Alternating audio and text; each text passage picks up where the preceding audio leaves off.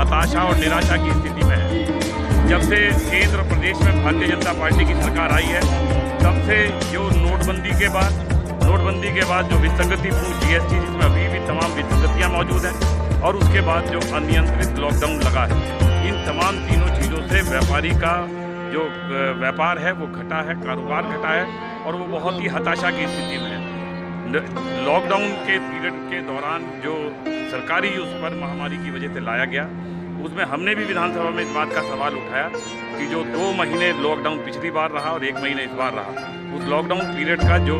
बिजली के मीटर हैं, जिसमें किसी ने 50 किलोवाट, 100 किलोवाट, 150 किलोवाट अगर कनेक्शन ले रखा है, तो रनिंग यूनिट का आप चार्ज करें, और जो मिनिमम चार्जेज हैं उन्हें आप माफ़ करने का कम से कम काम करें, परंतु उसे माफ़ करने से नकार दिया गया।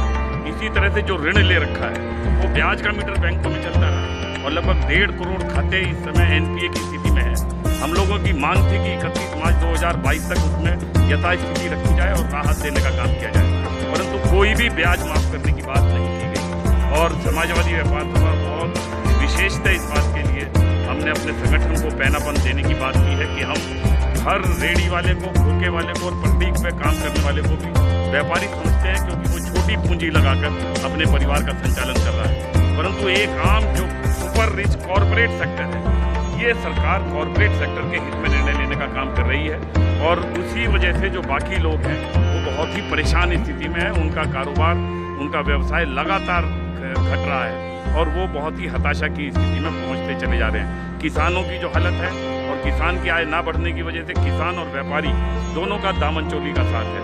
और किसान, आपको पता है, पिछले 9 महीने से जिस तरह दिल्ली में दस्तक दे रहा है 3 कृषि बिलों के खिलाफ, वो 3 कृषि बिल भी किसी न किसी तरह से पूरी की पूरी कृषि अर्थनीति को अडानी की झोली में डालने का काम कर रहे हैं। इसलिए जब तक किसान खुशहाल नहीं होगा, तब तक व्यापारी खुशहाल नहीं होगा। और समाजवादी व्यापार सभा किसान आंदोलन को पूरी तरह से समर्थन देने का काम करती है। इसी आशय के साथ आज यहाँ बनारस के हमारे जितने भी ज़िले हैं, उनकी विधानसभा कमेटी के स्तर की हम संगठन की समीक्षा करेंगे और अपने इस संगठन को और ज़्यादा धार देने का काम करेंगे। 2022 में व्यापारी भारी तादाद में समाजवादी पार्टी को वोट देकर हमारे राष्ट्रीय नेता माननीय अखिलेश यादव जी को मुख्यमंत्री बनाने का काम करेंगे।